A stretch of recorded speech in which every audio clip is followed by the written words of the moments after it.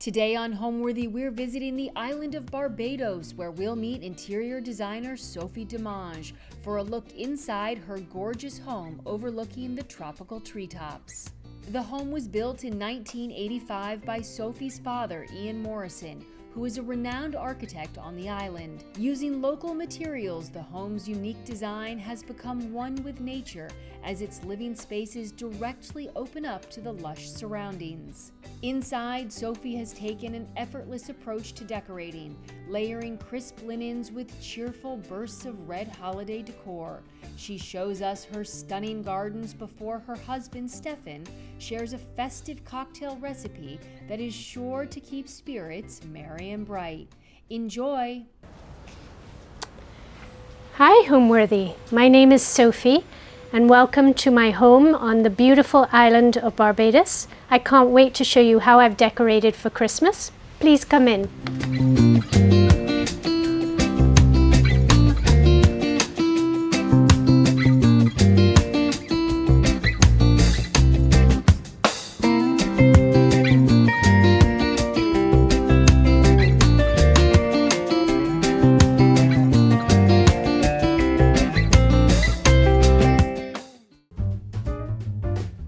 This holiday season, get ready to unwrap the most magnificent holiday homes with Homeworthy's 25 Days of Christmas. For the month of December, we'll take you inside the most heartwarming houses, decked out for the holidays in true festive fashion. From twinkling lights and elegantly trimmed trees to sparkling ornaments and cozy holiday charm, these homes capture the warmth, wonder, and beauty that make this season so special. So join us as Homeworthy celebrates 25 days of Christmas. The magic starts now. Raise your glass. Cheers! Merry Christmas! Happy holidays! You're watching Homeworthy, where we believe every home has a story. I'm Sophie Domenge. I'm an interior designer, and welcome to my home in Barbados. So we've been in this house for 12 years. I share this house with my wonderful husband, Stephan, and our beautiful daughter, Airy, our 3 dogs and 2 cats. And this house was built in 1985 and designed by my architect father. He's actually a renowned architect on the island. So this was one of his homes, and it has a very unique, distinct style. It's almost like a tree house. We are up on a slight cliff overlooking a gully, and you will see that it doesn't have many walls in the living space. We live very much with nature in this house, and truly that's how I love to live in this sort of tropical climate. You can open the windows in the morning and you've got the beautiful trees and the birds, the flora and the fauna, and it's a wonderful way to live. So when we first moved into this house 12 years ago, it was a shell of a house. We really didn't have anything. The bones were still the same as you see them now, i.e. the pickled wood, and everything was very white. We have done some upgrades. We've upgraded the bathrooms. Being that it is mostly wood, it is a lot of upkeep in this humid tropical climate. So we do yearly change things and tweak things, and being a designer, I'm actually never happy. So I always have to change things to make me feel that we're moving on all the time. We've added a deck, we've added a wonderful wood-fired pizza oven. We've added lots of decorative items. You'll see as we walk through, it really is a very different, unique and quirky house. So here we are in the foyer or entrance of our home. We have this wonderful backdrop of our local coral stone. Barbados is a coral island, so I absolutely love, you'll see this throughout the house. This is one of the main construction materials in the house. So my husband and I converted this Chinese armoire into a bar. It works really well for entertaining when we have big parties. We can offer them a drink on arrival. We set up this area here as well to be part of the bar. And usually in the week, I just keep a collection of old decanters that I have. In terms of the Christmas decorations in this area, I keep it very neutral in terms of color, which is actually very much my style. I don't like to compete too much with the outside. You can see how open we are. I use a lot of natural elements. I've got some beautiful leaf bowls, papier-mâché houses, which correspond with the ones up there. And when I was in London, I discovered this fabulous illustrator called Laura Stothard, and I bought a bunch of her bags to wrap Christmas presents this year. I love the little gentleman with the red trousers. And I always, every year, I make a lot of my own furniture in my designs. And I always have ends of wood. So I like to tie them onto packages, and it's just an extra little something to add on there and a good way to use it up, really. So the tree also has little presents as well. And this year I added these adorable little bells with the porcelain sayings, this love, joy, and peace. And it's from this fabulous ceramicist and jewelry designer on the island. Her name is Samara. I'm actually wearing her stuff. I'm a big fan of hers. So if you were to ask me what was my favorite space in the house, I'd be very hard pressed to find what that was. But I have to say, this is one of them. I absolutely love my hanging orchid garden. We have vandas, miniature phalaenopsis, dendrobiums, and even when they're not bearing, the roots themselves are just so beautiful. And of course, we have the beautiful Madame Margot, who is sitting there just perfectly for us. She just wandered in one day, tried to find out who she belonged to. She was a skinny little thing. She's made up for it since then. And she really has just made herself quite at home here. So here we are on the bridge, which takes us into our living room, and it's flanked either side by our garden, our upper level garden. One of the first things we did when we moved into the house was actually change this from garden beds to a potted garden. I have a fernery and orchid garden. This is far more manageable for me. I use the local coral stone as the stone that you see around here, and just allows me to enjoy the garden with our busy lifestyle. I've decorated the poles, the Wallaby poles here, with casuarina fronds. Now, my grandmother as a child used to put these up every year with huge red velvet bows, so it is hugely reminiscent of my childhood, and I've just carried on that tradition. I love the whimsical look it gives, and just gives a little extra Caribbean Christmas feel, really. So let's go into the living room.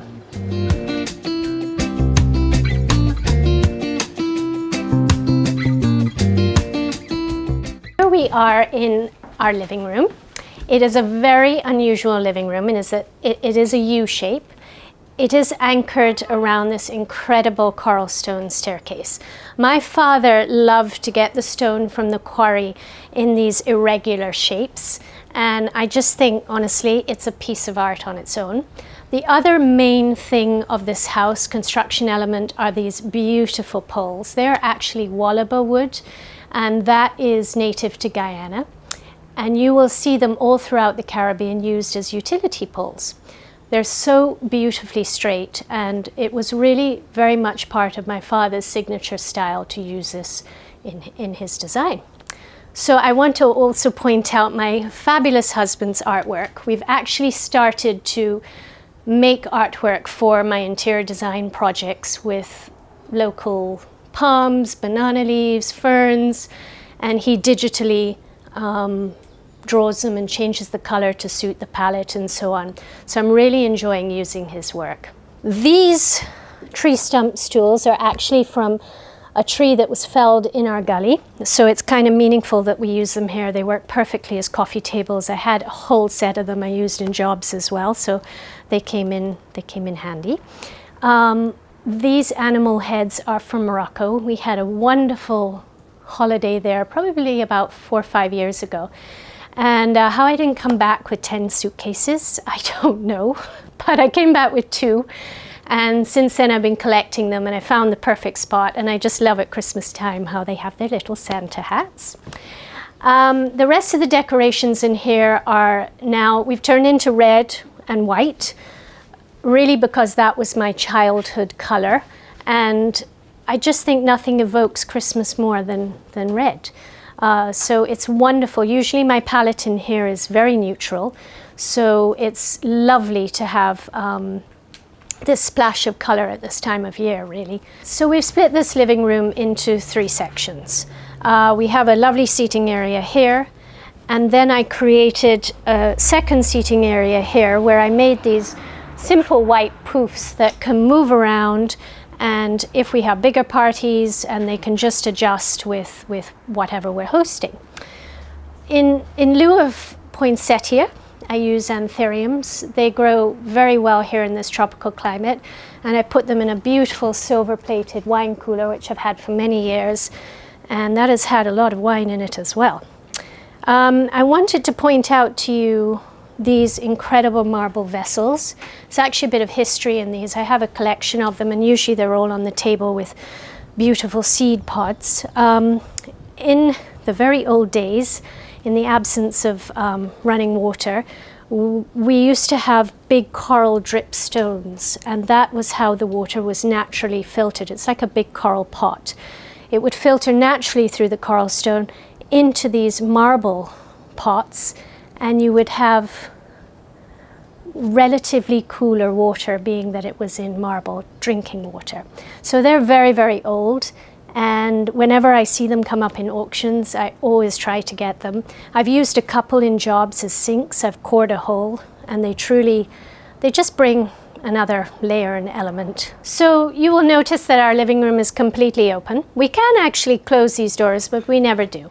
And we have this wonderful bougainvillea that grows up here, and when it's not raining, we're just coming out of our rainy season, this is a wash of purple. It is absolutely beautiful. The other furniture in here is quite simply things that I've found in auctions. I have this wonderful Timothy Oulton trunk. It's come with us everywhere we go. It's our games table as well. It's full of puzzles and so on. So well, that's where we play games with our daughter. And then coming through into the other side of the living room here, it opens beautifully out onto our terrace. I love these stockings from this British designer called Sophie Allport with all the dogs. We actually have 3 dogs and 2 cats. As you can see, there's one sleeping right here. This is Socks, and she's quite content in her chair. So we're over on the other side of the living room now. It opens beautifully out onto our terrace. This is actually the tree that we spend Christmas under. This is our unwrapping the presents tree. Every year I do the paper in some sort of red and white paper, and this year I found these incredible candy canes. I was so happy to find them. One thing I want to show you are these twigs. These are from our garden. These are local cherry tree, and I have used them throughout the years in their natural form. I've sprayed them white, pink, red, whatever. And I love using them at Christmas. The juxtaposition of having it, you know, with everything else in the bright color red, I just think they're fabulous. They live underneath our house during the year, and we just zhuzh them up with a fresh coat of paint. And yeah, they just add a really touch of whimsical, I think. These little chairs, I have a collection of children's chairs. I love using children's chairs in bathrooms to roll towels or for books. This is actually from a Barbadian, a local Barbadian, and these are local reeds. He picks them himself, he twists them. I've sprayed it white now, but they're usually a natural color, and I've used a lot of his work in my designs. So, if I was to describe my style, I actually find this question very, very difficult. I like to think, when I design for myself and my home, that it has an effortless feel, that it's calm and serene, but yet a little bit of playfulness as well. I do think that I'm sort of timeless. I'm not a trendy person at all. When I design for clients, I'm a little bit different. I can bend and lean into what they want from a space. I design very specifically for a space, and I'm very lucky in that people do come to me if they like my style. So therefore I don't have to veer too far away from that. It is a little bit different. It is a little organic in nature, and ultimately I think I love the perfectly imperfect. So how have I decorated from the holidays? I drew from my childhood. When I was growing up, my mother and father did our trees and our decorations in red and white. And when I had my daughter, I decided that I wanted to continue this tradition. It just had such warm, fun childhood memories of the strength of the red, and Christmas to me is really red. But you will see that I've actually changed it up through the house because I lean towards a more natural palette, a more neutral palette. But I truly love the splash of red at Christmas. I've used quite a few natural elements, fronds from a local casuarina tree, some acorns, leaf bowls that are made out of leaves, slices of wood that we've hand painted Christmas sayings on.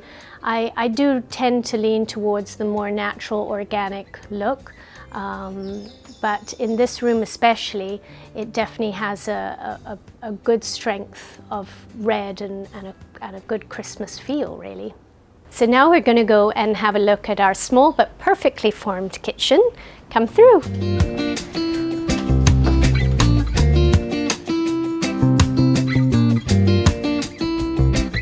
So I have to tell you a little story about this phone. This was actually my parents' living room phone, and it still works. So every time it rings, it gives us a little heart attack, because I don't know if you remember, but rotary phones ring so loudly.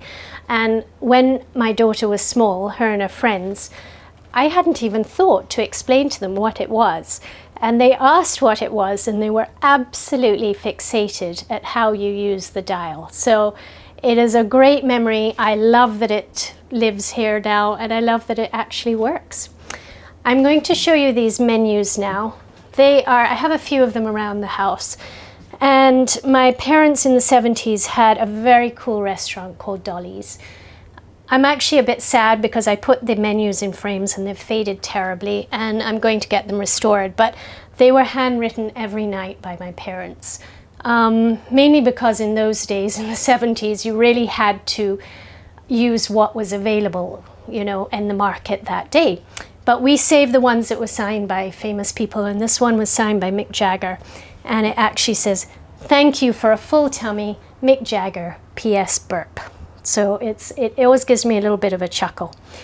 This is our dog stocking, and it's made from a recycled coffee bag. There's a fabulous coffee producer here, and they use their bags to make handbags, stockings, pillows. We use them a lot. They're called Wyndhams. It's a local roastery. We really try to support local things as much as possible. So now we're walking into our kitchen. It is small, as I've said before, but perfectly formed. We have a wonderful armoire that holds all our crockery. We have a wonderful pantry in there. And what I love most about this kitchen is that we can see everybody in our living room and everybody in our dining room at the same time. You'll see in a minute when we pan round, but the view when we open these doors in the morning is straight onto the gully. And there's nothing nicer than making a cup of coffee and having that come rain, come shine, really. So I would say that this is a little bit more playful in this area. I just love this print of these two ladies. It kind of evokes our kitchen, the feeling of our kitchen parties. I have a couple of other pieces of art that are very cute. I have a lovely Cuban print here, and I love this ceramicist called Letitia Rouget, and I'm hoping that I get some things under the tree from her this year. But this plate says Dirty Dancing and Margaritas, and the idea is to actually fill the whole top of there with some more ceramics. The one thing about a home is never to feel that you have to do it all at once. It is a journey. It is important to enjoy that and find things along the way. So, you know, there's never any pressure to make it perfect all the time. I think when you get those special things, that's what really makes it different. So the cabinetry here is extremely simple, pretty much like the construction of the house, in that is just simple pine drawers. These have been here since the house was built. I would hate to put a modern kitchen in here. It would never work. So we love the fact that it's all very quirky. And yeah, it's just nothing is quite straight, but that's okay. We live with that.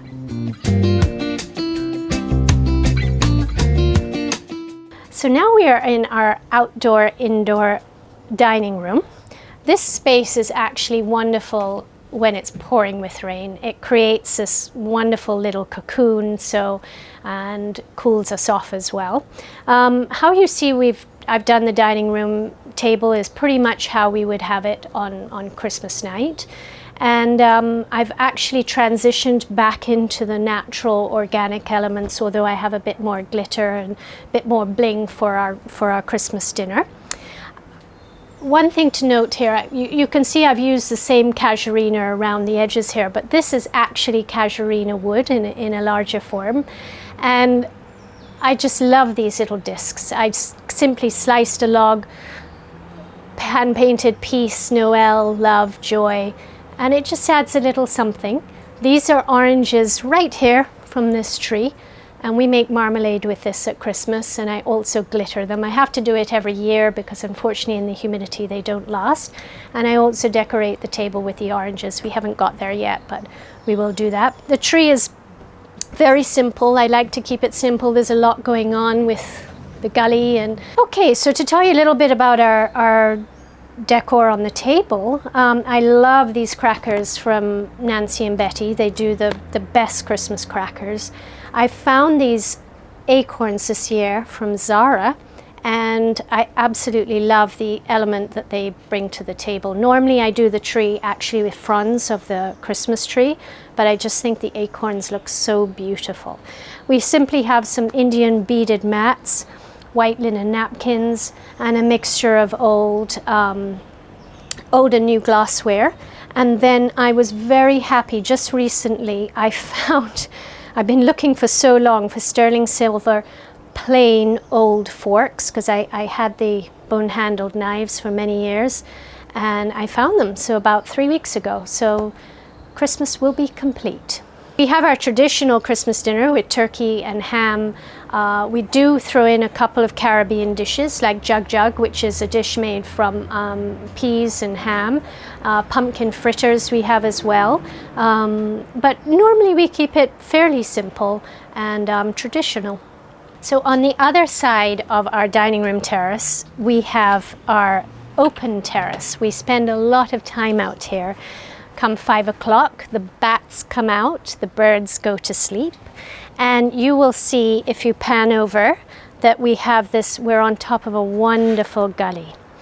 And in this gully, it's taken me 10 years, but I have planted many fruit trees, plantain, banana, guava, soursop, cherry of course, pomegranate. So it really, I was quite determined to plant foods that we eat rather than a decorative place. And the dogs absolutely love it. It runs the length of our property and is actually a natural waterway as well. So when the rain falls, we have a wonderful wild rushing river through here. The house changes and morphs into different things all the time. So it really is truly magical.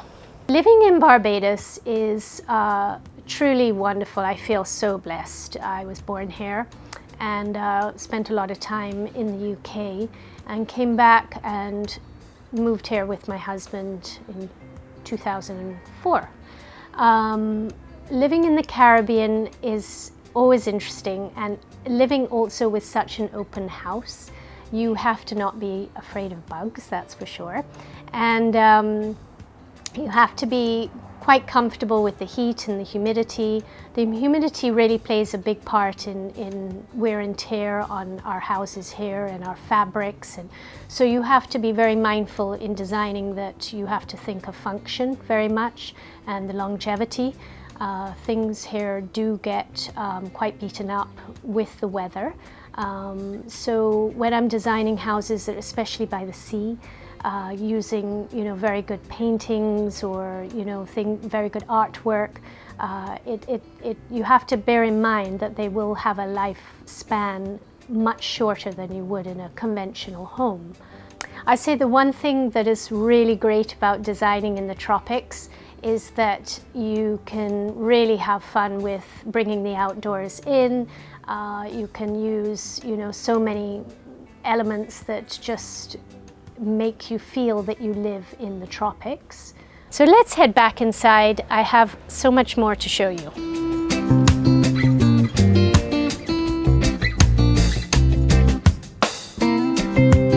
Okay, so we're just about to go into the main bedroom, but I wanted to just point out a couple of things here.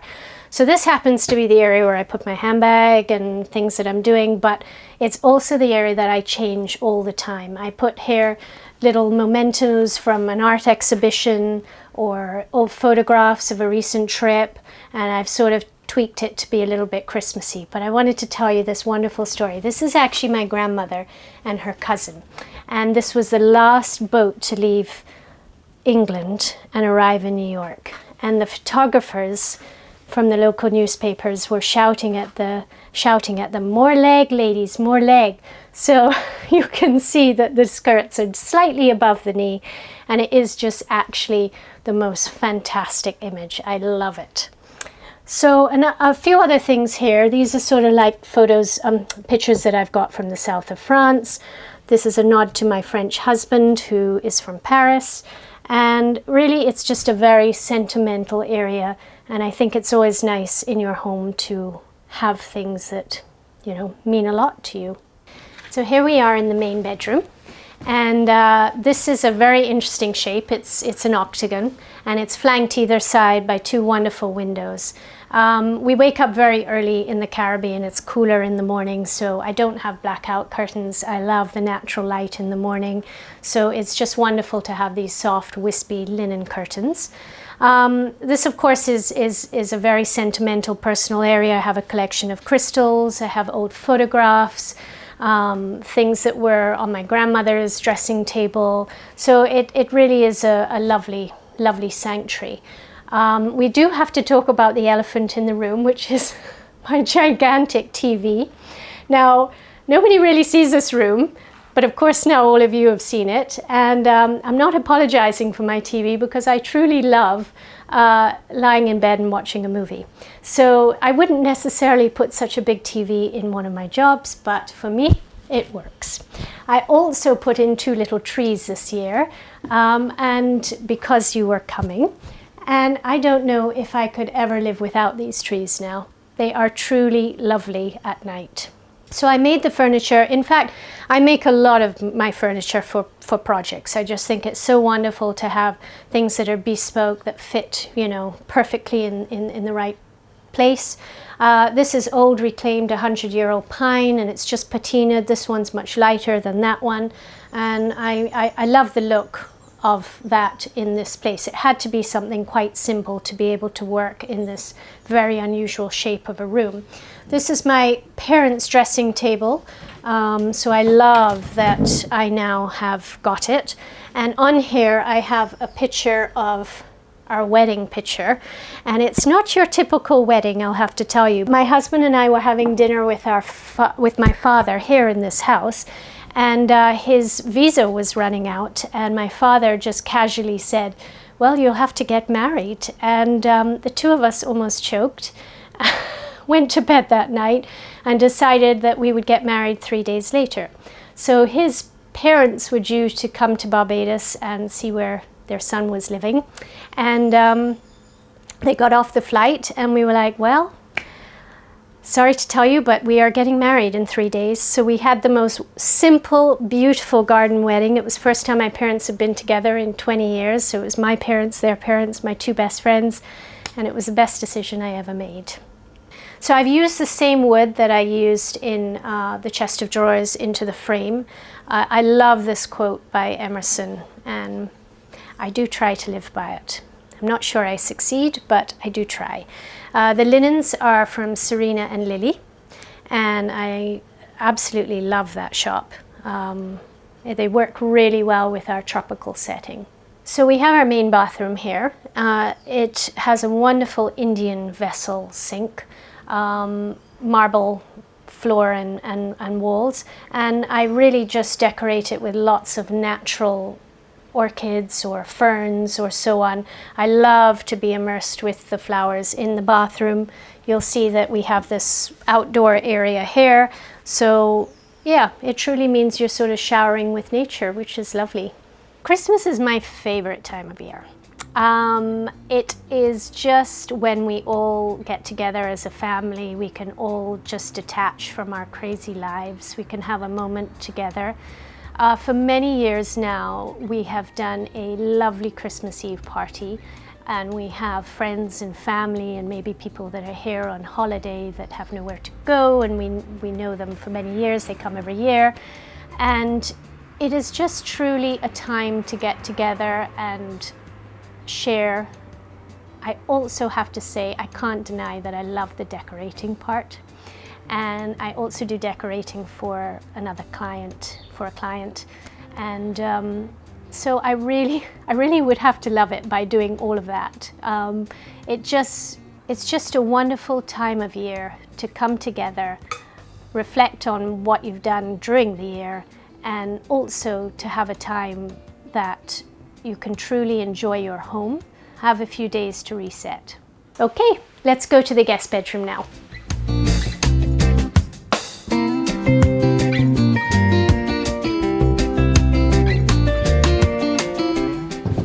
So now we're actually on the ground level. We're right against the cliff here, and this is actually a little pre-area before the spare bedroom, and we use this for exercise. I pull my yoga mat out in the morning onto the bridge out here. Yeah, it's just a little sort of entryway into the spare bedroom. So now we are in our spare bedroom, which is right at the bottom of the house. It's the coolest room in the house. Cool in temperature, I mean. It is one of my favorite rooms. I love how my father has done this sculpted built-in headboard, and his signature was not only the Wallaby poles but a lot of built-in furniture. I've added a splash of color down here. I love the pink. I put a couple of paintings from a local artist called Sophie Skinner. So on the other side of the bedroom, we have my grandmother's military chest, which I have painted and used here. A lot of people hate to paint old furniture, but I would say I would much rather paint it and use it, and it become a functional piece of furniture for you if that works. So that's a little bit of history here.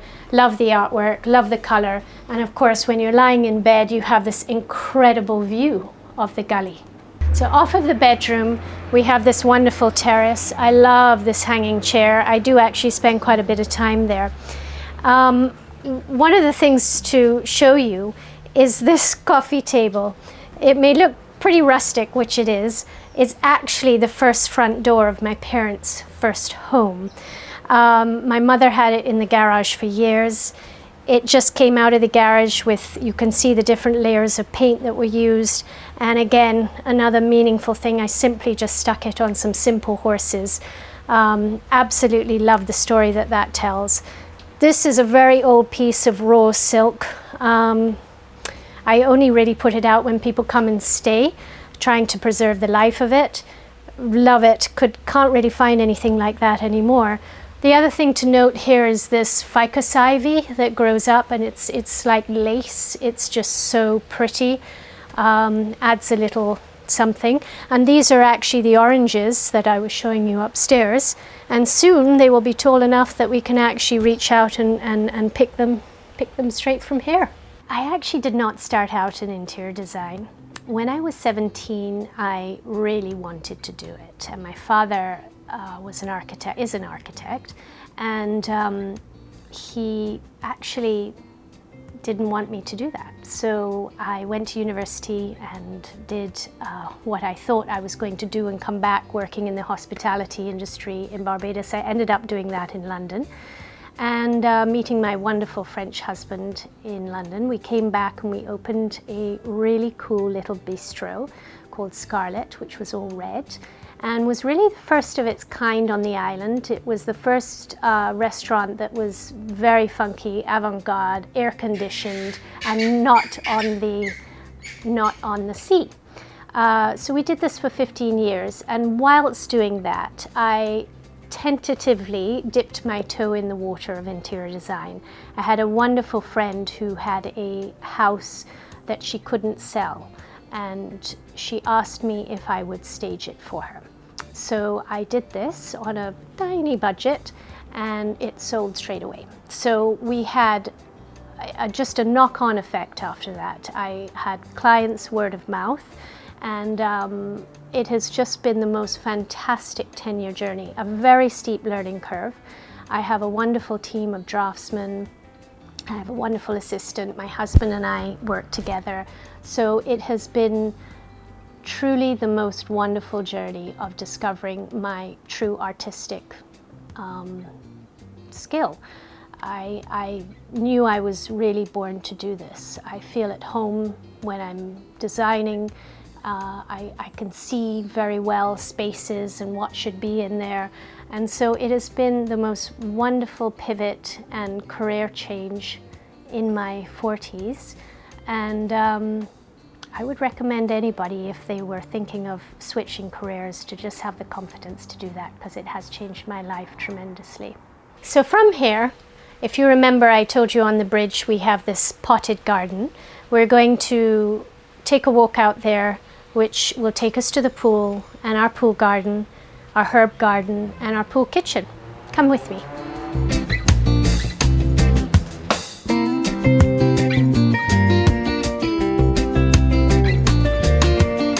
So off of our spare bedroom, we have this wonderful second bridge that we get a lovely view of the gully. And you walk along here underneath this beautiful white bougainvillea, and we reach the pool and also our herb garden. Come with me. So here we have our herb garden. About 8 years ago, we put in a wood-fired oven, and I actually did not have these here, and I just decided it would just be so sympathetic with having our fresh basil and rocket for our pizzas. So I really love this. This is something I will do on Sunday. I will potter in here, and I got my local artist guy to do these little murals on the wall, which I absolutely love, and I think it just pulls the whole place together. So we're going to go over to our oven over here. We absolutely love this oven. We cook pizzas in here, we do wood-fired dinners. I found this slate at the local brocante, and we use them as trivets. They're very, very old. There are not very many buildings with slate here, and they were brought over as ballasts in the ships many years ago. So I also serve canapes on them. It's just a lovely thing to tell a story. They're very, very old, and they work great with the big hot cast iron pans that come out from the oven, and they sort of protect the surface there. Anyway, behind us is the pool kitchen, which we will go into and have a look at.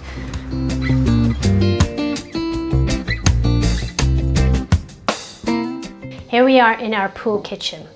This can tell many a story. We have had some good pizza parties on here. This marble is perfect for rolling the dough. Everybody comes in, puts their different toppings on, and it works just seamlessly with our wood-fired oven outside. You will see this bunch of sticks. This is actually, they are actually used for our local dish. I have a collection of them called cuckoo, and it's a little bit like polenta, and they make it like a bat because of the firm nature of the cuckoo, and this is meant to make it easy. The paddle is meant to make it easier to stir the cuckoo. I don't know why, but I love utilitarian items.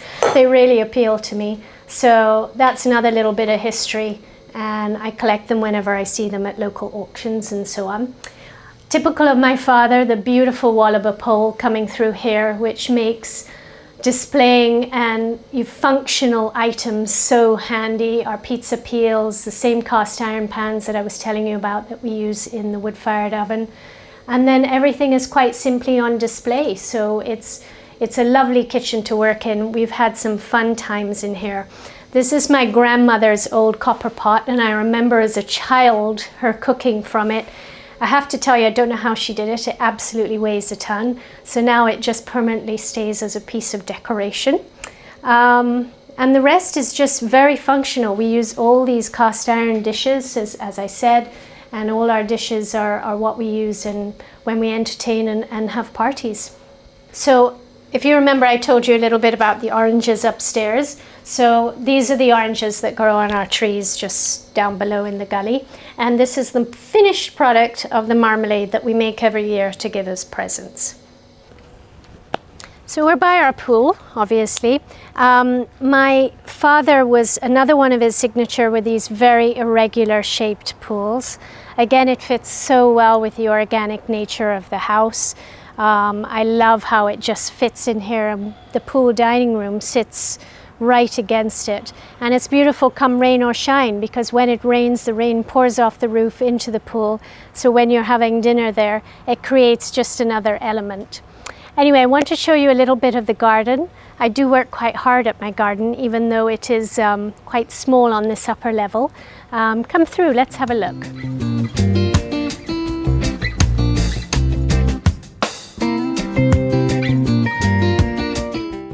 So we're just under the bridge of the entrance of the house. And when we are not at Christmas time, I put a lot of plants in the house. I will swap out the orchids with ferns. I will use, instead of the red anthuriums, I will put a big, huge fern in the center of that table. And this is how I do it. This is my fernery. I have lots of little plants here that I tend to, and I use them in and out of the house. We have a beautiful tree orchid here, which is very happy, as you can see. It's got about 10 stems on it. And then also, so I actually found this ladder in the gully. I pulled it out, and I now use it to display some of my orchids, and when they're bearing, they come in the house and then they go back out here. They really love it here, actually, because it's got some protected light. We have also plants on the table that come in and out of the house. I would like to point out my favorite fern, which is this maidenhair fern that just grows just naturally from the stone here. It has the most beautiful black stem, and it works so well when we do dinner parties. We put that all down the table. It's so delicate, and it just sets a scene. What do I love most about this house? There are so many things I love about this house, and often this house saves me on a day-to-day basis when I come home and I've been on a hot construction site, or maybe frustrated that things aren't moving along too quickly. I come home and I immediately just relax. It has this connection with nature. You'll see as we walk through the house.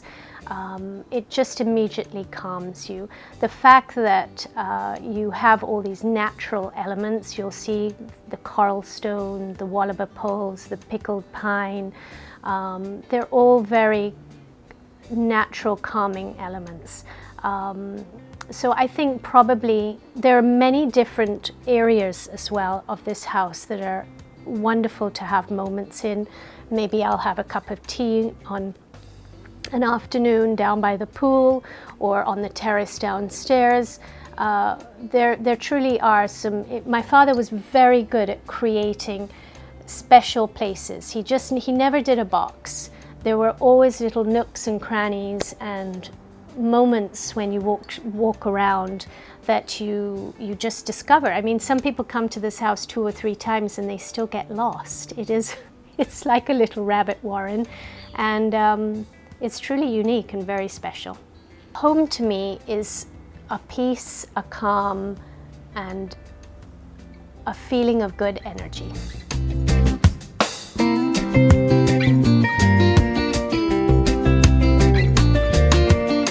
Okay, so here we are back in the entrance foyer, and before you go, I'm going to introduce my wonderful mixologist husband, and we are going to show you a twist on a classic Bajan rum punch. And here he is. Hi everybody, I'm Stephan and I'm going to show you how to make a Santa's rum punch.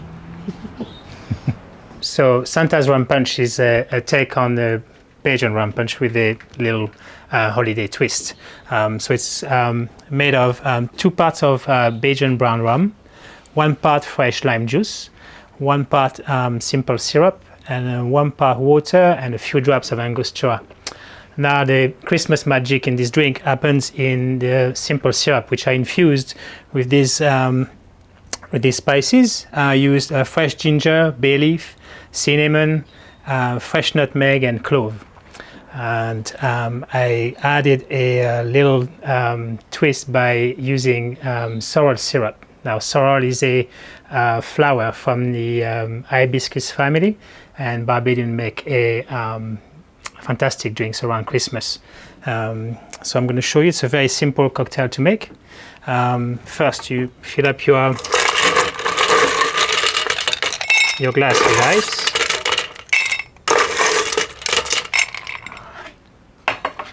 Then the shaker.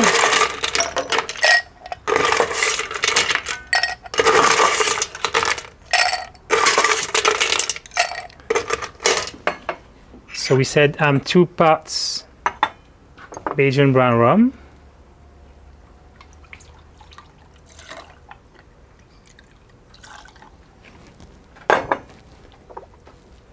1 part fresh lime juice,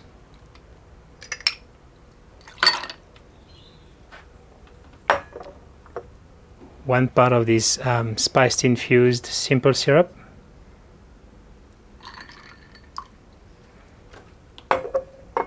1 part water,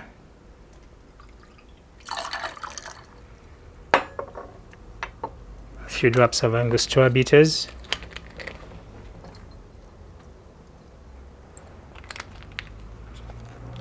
and if you give it a nice shake.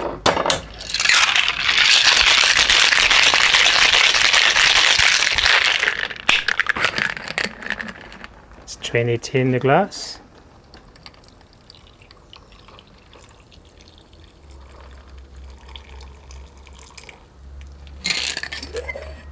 And for garnish, I will grate some fresh nutmeg.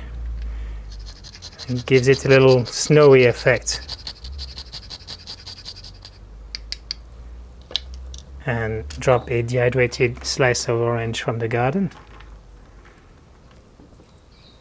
And there you are, Santa's rum punch.